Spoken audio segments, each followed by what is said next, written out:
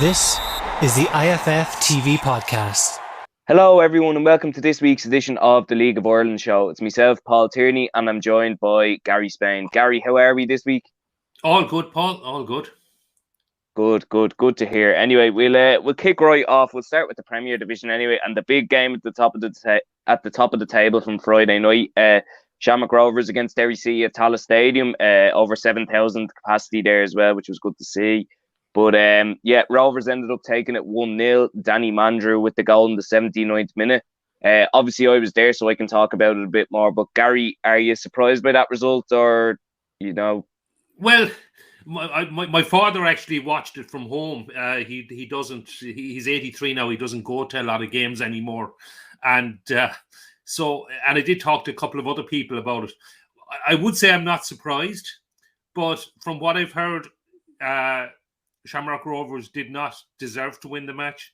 They did not look like winning the match, but somehow they managed to win the match.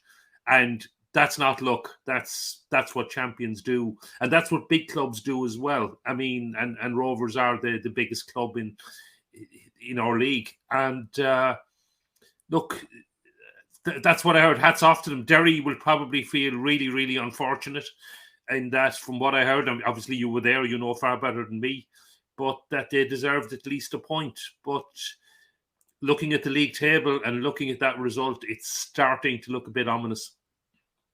Yeah, anyway, dead right from what I saw of it. Anyway, Derry were the better side, but as I was saying in the updates on Instagram and stuff and Twitter, they didn't take their chances. They were going to be caught, and eventually it did happen.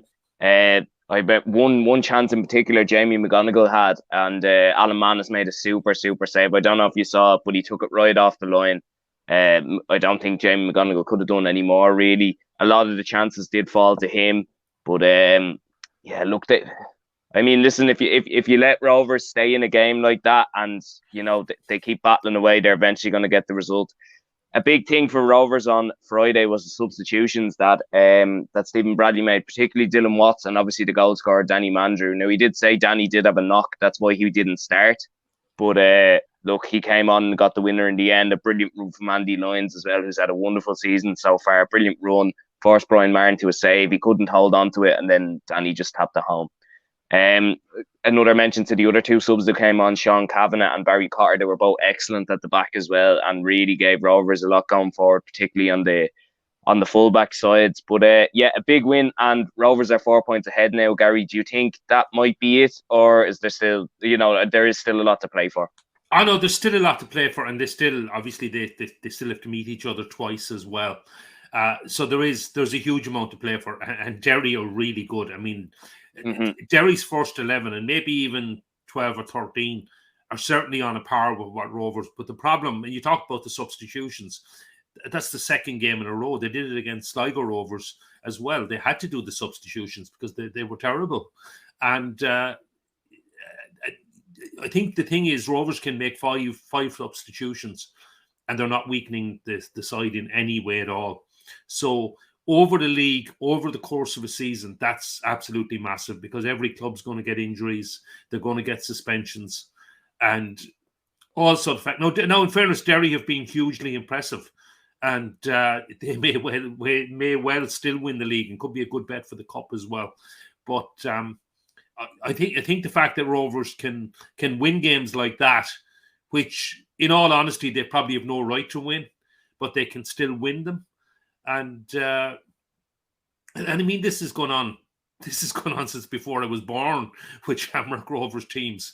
I mean, I remember hearing tales in Limerick about so many hard luck stories in the cup against Rovers, even when we outplayed them. I was even looking up the 1965 FAI Cup final when Limerick really should have won that, and we lost after a replay. And it's just the way that these big teams manage to do it. And it's not luck. It's just they expect to win, and they find a way to win. And I appreciate I wasn't there on Friday night, but even from talking to my dad, from talking to someone else that was there, and like yourself, that's what Rovers have actually managed to do. And that's why they have to be strong favourites now to win the league. Yeah, definitely, I'd agree. Another good thing to say about Friday was, as I mentioned, over 7,000 at the game again. A lot came down from Derry also.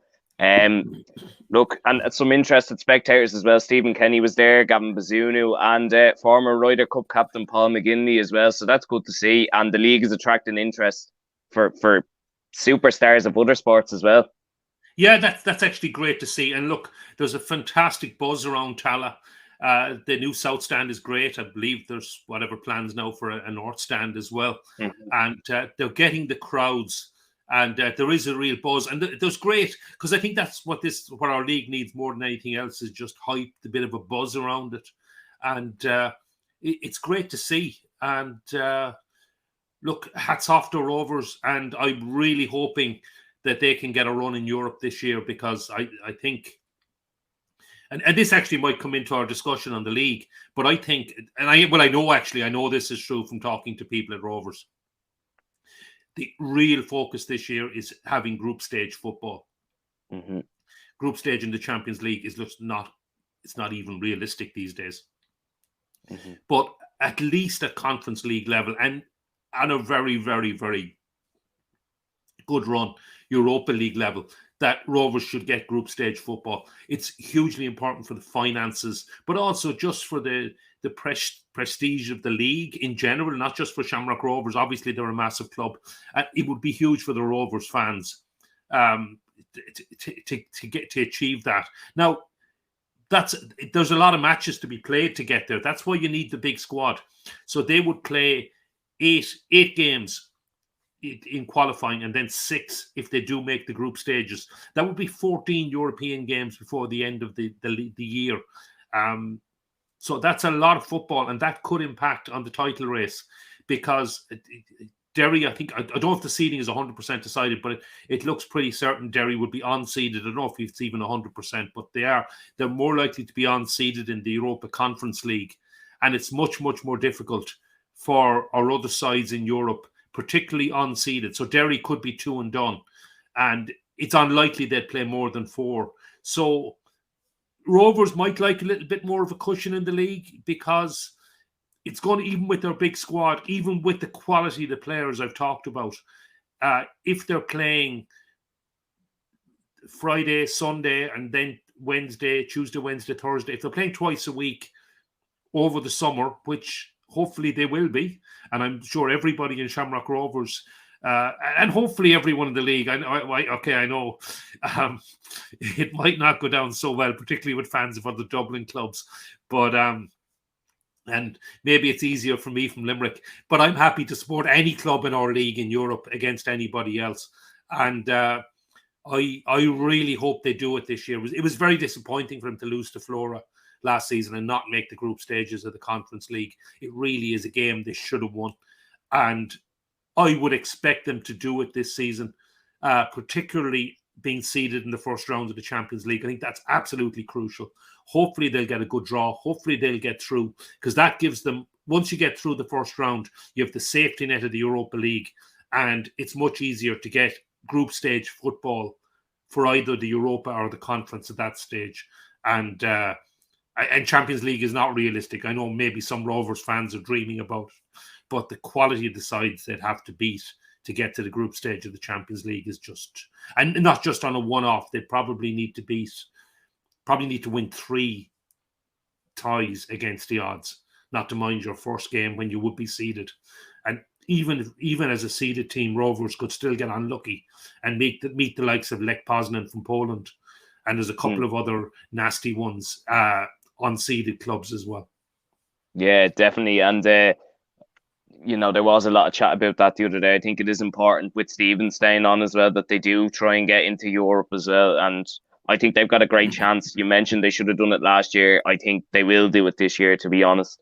But we'll wrap up with Rovers and Derry there, and just mention that I did catch up with Stephen Bradley after the game, and you can watch that interview now.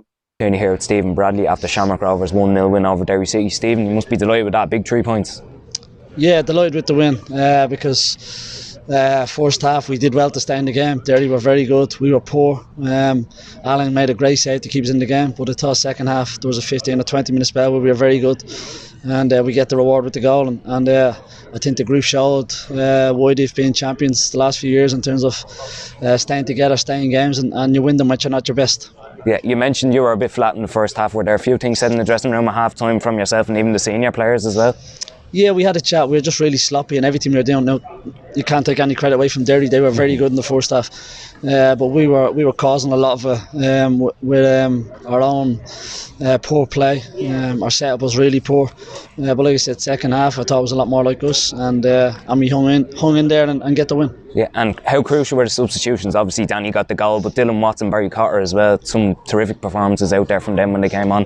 Yeah, they're very good. Sean Cavan as well was really good, but I thought Danny, to be fair to Danny, if he hasn't got the knock last week, he starts. He's been brilliant for us, but we're just trying to mind him a little bit because he had the knock, but I thought he gave us what we felt he would give us when he came on. He gave us real threat in behind, real pace, and caused them real problems. Yeah, and finally UCD up next Thursday. Looking forward to that one. Obviously a Dublin derby of sorts as well, and they look like they got a result tonight as well. Yeah, look, there's no point in winning our last 3 games in the week if we don't follow up with our next 3 games that are coming. We know they'd be difficult games, but we got to make sure that we focus on them, enjoy tonight, reset then, and make sure we focus on UCD next Thursday. Brilliant. Thanks very much, Stephen. Cheers. And that was Stephen Bradley there talking to me after the game at Tallaght there. We'll move swiftly on. We're going into kind of mid-table, third place talking now. Dundalk beat Bows 3-1 on Friday, but Bows were ahead after 15 minutes. Kieran Kelly got the goal for them. But then Pat Hoban got the equaliser after 50 minutes. Robbie Benson got made it 2-1 after 71. And Paul Doyle with his second goal in 2 games made it 3-1. Another big win for Dundalk. They've been playing well lately, Gary. They've been playing very well. And after that blip against UCD, which the red card obviously had a big effect on that. But this was an impressive performance. I was talking to a friend of mine. He is very balanced. He is a Dundalk supporter.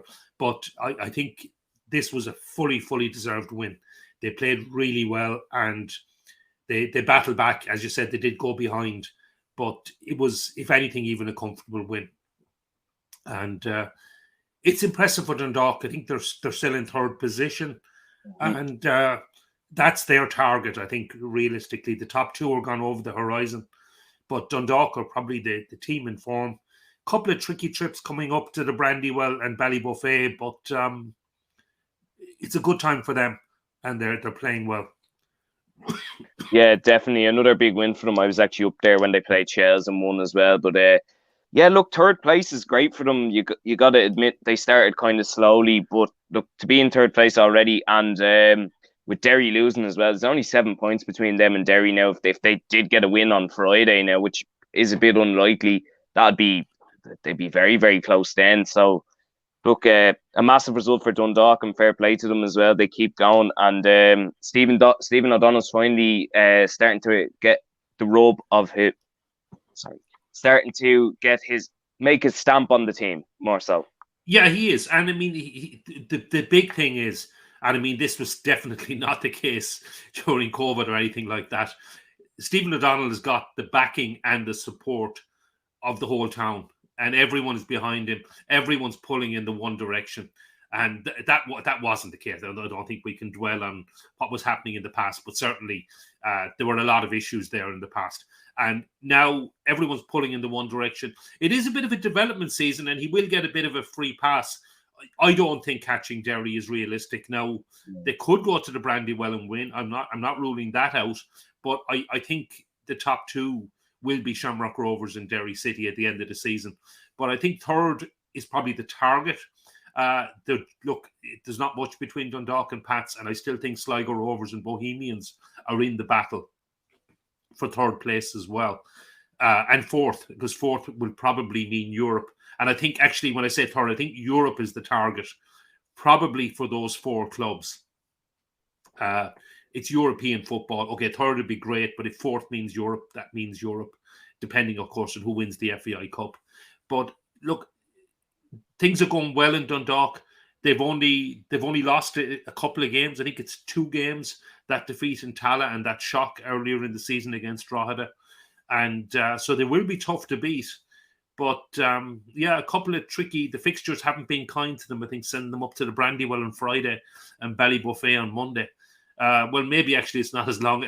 It's probably me looking at it as more of a longer journey than it's not necessarily as long for Dundalk, in fairness.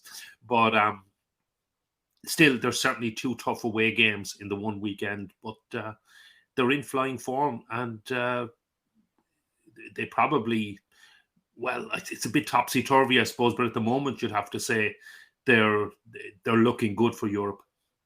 Yeah, definitely. And just a brief thing on Bowes. I've seen them a couple of times this year. I'm probably going to be seeing them again on Friday. I mean, they're a tough team to. It's tough to see, like, the story with them. Some weeks they're brilliant. Like, they got a draw up in the Brandywell the other week and probably should have won. And then they're winning 1-0 on Friday and they end up losing 3-1 to 3 goals in 20 minutes. Basically, it's a weird one from Bowes so far. Yeah, well, I mean, I think we've talked about this, and I've talked about a few times. I mean, Bowes keep losing their best players. And Keith Long has done an incredible job so many seasons. And I don't think you can keep doing that. And look, I know many Bowes fans are talking about multi-year contracts and everything.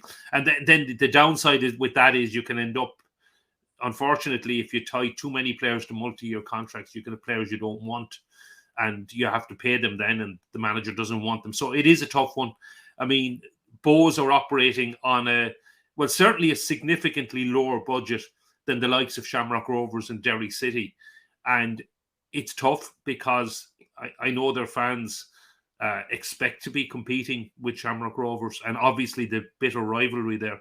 And it's tough for them because, I mean, but I think Bowes have really overachieved given the level of players they've lost. And it's going to be very tough for them. I think they're still in the battle for Europe.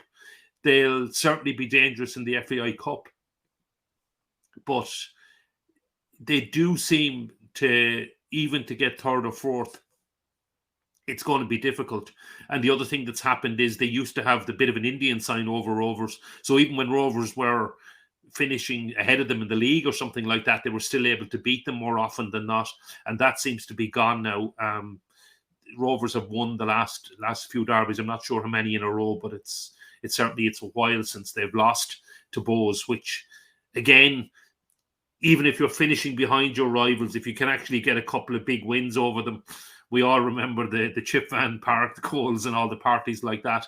And if you can get wins like that, it does sustain the supporters. But if you're quite a few points adrift of your rivals, and the Rovers are on 36 points at the moment, Bowes are on 19, it's almost double the points total.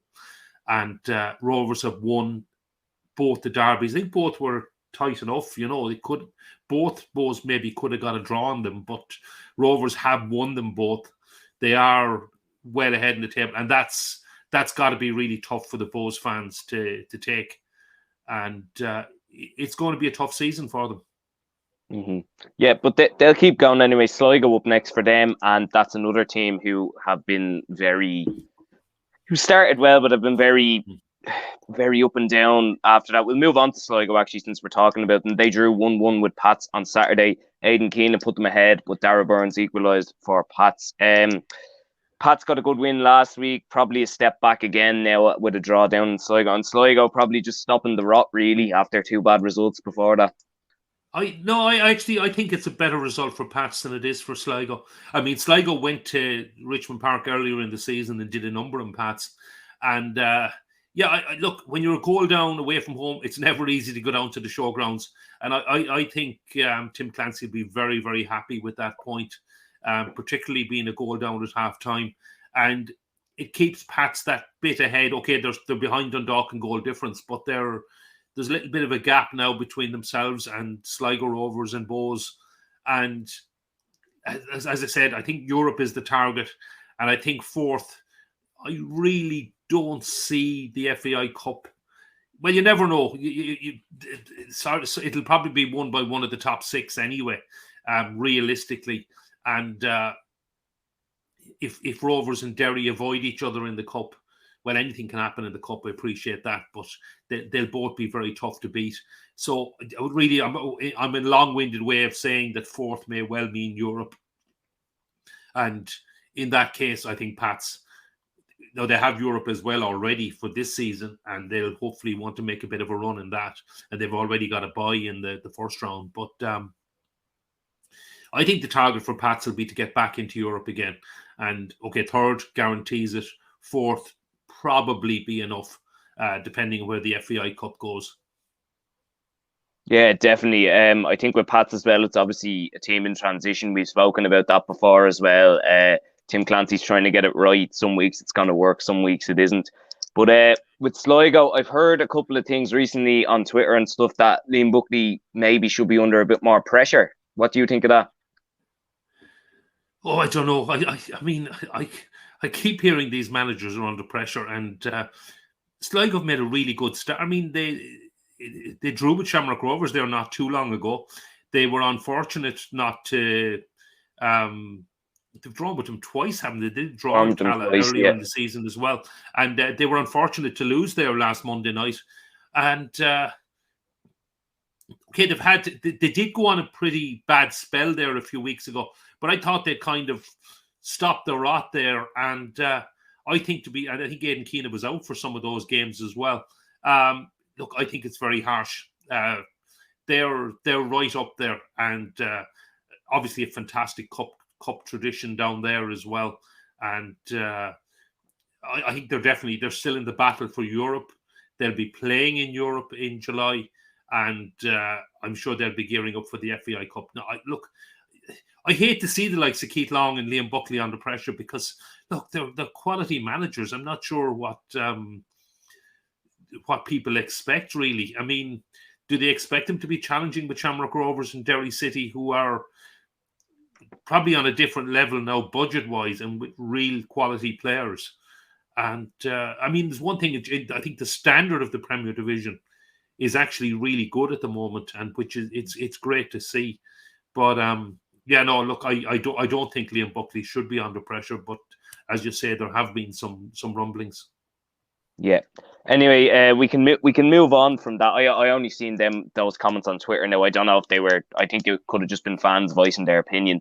But anyway, we can move on, and we go to an assistant manager who's got 6 points from 6. Joey O'Brien, Shelbourne 1, Drogheda 0, 2 wins from 2 for Shelbourne, and Sean Boyd, I think it's his 5th goal of the season. He's finding the net, Gary, and Shells have got 2 very, very big wins in the last 2 weeks. Yeah, massive wins, and we had talked about them, and I didn't really expect it. I don't think possible of being dragged back into the relegation battle and possibly ending up in the playoff. I mean, the gap now is 8 points, and as you say, massive wins. They have 5 points in Drogheda as well, so there's a good gap there. I think Shells are better than Drogheda, Finn Harps, and UCD, and if anything, I mean, they're a point behind Bows now, and 7 points behind Dundalk and Pats in third. I think that's too big an ask. I think that I don't think Shells can challenge for third or fourth, but I think they will be kind of comfortable mid-table. I certainly don't expect them to be involved in the relegation battle there. And with Damien Duff suspended, Joey O'Brien has masterminded those wins. I'm sure Duffer is doing a lot behind the scenes as well. And I really, really hope Damien Duff succeeds. He was one of our greatest ever players for the national team. It's great to see him managing in the league. And I know he's such a deep thinker about the game, and one of those managers that is very innovative and everything like that. So it's a fantastic coup for Shells. And things are on the up there. Having had that disappointing defeat in Ballybuffet, they've really bounced back. And pretty much, I think, they should kick on now and stay well clear of the bottom 3.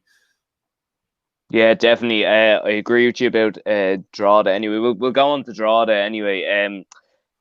They got a good win at UCD a couple of weeks back on, I think it was Good Friday, and they look very impressive.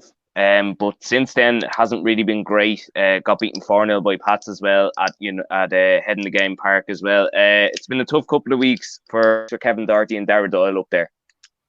It has. I mean, look, Drogheda are probably hanging on in the Premier Division. I mean, the budget, the likes of Drogheda, Finn Harps, etc., have is significantly smaller than the clubs above them. And the aim will be to kind of stay in this division. And they did have a good win against UCD a couple of weeks ago, but as you say, they've been on a bit of a bad run since then. And it's going to be tough for them. But I suppose if you'd offer them that, I mean, remember, they also lost their manager. They lost some crucial players in the off-season. And I think they'd be reasonably happy to be, at least at the moment, outside of the playoff spot. And if Drogheda could finish 8th, it would be considered a really, really fantastic season for them. But you get a couple of, the hammering against Pats, defeat by Shells. You get on a bit of a run, and it can affect confidence, etc. But the games when Drogheda play Finn Harps and when they play UCD, those are going to be absolutely crucial. Yeah, definitely. And you mentioned UCD and Finn Harps. They played each other in Ballybofey on Friday night, and UCD got their first win of the season. Liam Kerrigan scored after 83 minutes. Look, an important win. They're only 2 points off Finn Harps now in the relegation playoff position. Yeah, a crucial win, absolutely. And I mean, if Harps won that game, I think we'd be looking at saying UCD were nearly gone and relegated. Now you're looking at there's 2 points in it, and on Friday night they could be out. Even on Thursday night, if they beat Rovers, I don't think that's going to happen, but they could be out of the automatic relegation spot. But it does keep them very much in touch, and I still probably expect UCD to finish bottom. I think it's absolutely crucial they hang on to the likes of Liam Kerrigan and Colin Whelan. But they are quality players, and if they can hang on to them for the season, you never know. But that was a real crucial win to go to Ballybofey, which is never an easy place to go, and to get the 3 points. So hats off to UCD, and they are making it a right old battle now at the bottom. I must admit, I said it, I didn't expect them to get promotion, and they proved me wrong last season, and they may well prove me wrong again. Yeah, maybe. I think we'll briefly talk about Finn Harps as well. A tough defeat for them, but they are missing a couple of key players, including David Webster, who's going to be out for the season now by the looks of it. Yeah, he's a massive loss. And look, there's a massive game coming up on Friday night at Head in the Game Park, Drogheda United at home to Finn Harps. And because Harps have a difficult run of fixtures after that, they've got Dundalk at home, Derry away, Bows at home, Sligo Rovers away. So David Webster said is a massive loss. But I mean, injuries are part of the game, unfortunately. Now, obviously, if you're a Shamrock Rovers or even a Derry City, you're better equipped to handle them. And Finn Harps wouldn't have somebody of David Webster's quality to replace him, which is very unfortunate. So, look, I think Friday night's going to be a massive game, and if Harps bounce back with a win, I think the things will look a lot better for them. If Drogheda could win that match, that would put clear daylight between the two sides, which would look a bit ominous for Harps. But I wouldn't be surprised if it ended in a draw, to be honest. Yeah, I think the first game this season ended in a draw as well, the 2-2 draw up in Finn Park. We can move on into the first division now. That's the Premier wrapped up. I'll run through a couple of results, and then we'll talk about Treaty and Bray as well at the end. So we'll start off with Galway. We spoke about this last week as being a tough game for them down in Ferrycarrig Park. It wasn't to be. Galway won 4-0. Killian Broder, Stephen Walsh got 2, and David Hurley. Galway have closed the gap on Cork, Gary, and we probably thought it would have been tougher than that. Yeah, I mean, I'd said this for a few weeks. Galway had been grinding out results, but winning, and Cork had been hammering teams. And that's why Cork still have a bit of an advantage in goal difference. But Galway have gone away from home and scored 4 goals twice. And hugely impressive. Stephen Walsh, the defender turned striker, banging in another couple of goals. He's on fire this season. And look, they both have games that expect to win this Friday night. Galway have Athlone, Cork have Wexford. And I'm sure they won't admit it, but both managers will have one eye on Friday week when the two teams meet at Eamon DC Park in what is surely going to be a top of the table clash. But it's the downside for both clubs. They do look by far the most impressive teams in the first division, but the downside for Galway and Cork is only one of them can get promotion. Cork were obviously off this week, which allowed Galway to catch them, so they're level on points. It's only goal difference between them. But another huge statement win for John Caulfield, and they'll look. I'm sure they'll be focused and want to take care of business against Athlone, but they will have one eye on that massive game, which I would hope would be a sellout crowd in MDC Park. Surely the Galway public, they've been getting decent gates, but nothing like the level of support Cork City have been getting in Turner's Cross. I'm sure there's going to be an absolutely massive travelling support as well, but that will be some occasion. I'll be down in Waterford watching Treaty, but it will be some occasion with that game on Friday week. Yeah, definitely. You spoke about Waterford Treaty heading down there soon. They won 4-2 on Friday against Cove. Cove gave them a right all game. It was 2-2 for a bit as well down in the RSC. Phoenix Patterson, Sobowale, Louis Britton and Stringer got the goals for Waterford, and Jack Larkin got a double for Cove. Probably a tougher game than they thought they might have, Waterford. But another win, and they closed the gap on Cork as well, who you mentioned weren't playing this week. Yeah, no, and I mean, Cove actually led twice in that game, and it was only 12 minutes to go that Waterford actually got the lead. And it's probably, look, we've talked about this before. I don't think Waterford can close the gap on both Galway and Cork. Possibly one of them might fall away. It's actually hard to see at this stage. But in reality, second is the same as third. And I think even Waterford may well spend money. They have a big budget. They may well spend money in July. But Waterford are absolutely nailed on for the playoffs. And that has to be the focus now to get promotion. Because in reality, you've got Galway, Cork and Waterford, who are effectively three Premier Division clubs with Premier Division budgets, with full-time squads. And one of them is guaranteed to go up. And only one of them then at most can go up via the playoffs, and they're going to have tough enough to get through the first division side of it without then beating a Premier Division side as well. So yeah, it was a good win for Waterford. I think they would have expected maybe to dispose of the likes of Cove a bit easier. So maybe things aren't right. They still haven't appointed a manager, I understand, yet as well. But in many ways, they're too good. There's no danger of them being caught. Longford, they're actually doing incredibly well, but on a much smaller budget. But Longford will probably be comfortable enough in fourth place. So in reality, third or fourth for Waterford, even if they were to get second, makes no real difference. They will definitely end up in the playoffs, and they'll have one eye already to those crucial games at the end of the season, because I don't think there's very much to play for in the league at this point. They're not going to catch Cork. They're not going to catch Cork and Galway, and they're not going to be caught by the teams below them.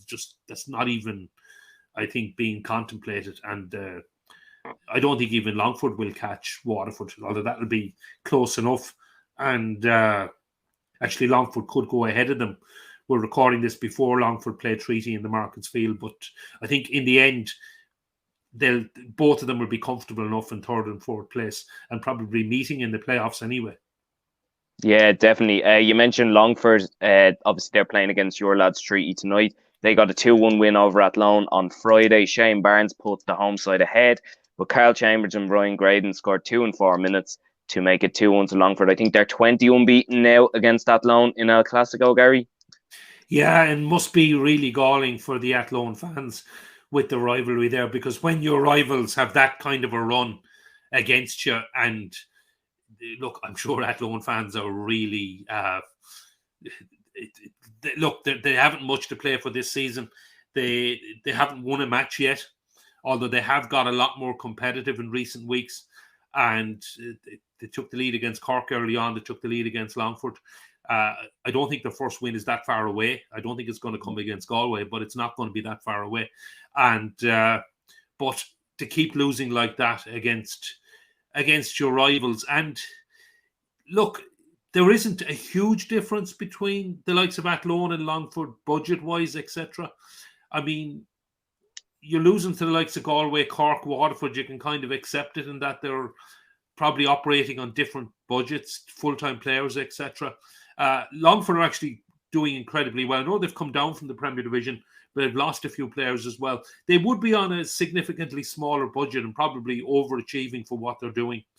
And yeah, it's a tough one for Athlone to take. They're already probably out of the race for the playoffs. They're probably looking at another miserable season. The crowds have been pretty small there, and maybe they'll end up targeting that. They'd certainly like to get a win. They have a couple more games to come against Longford, and I'd say they'd certainly like to win one of those and stop the rot on that.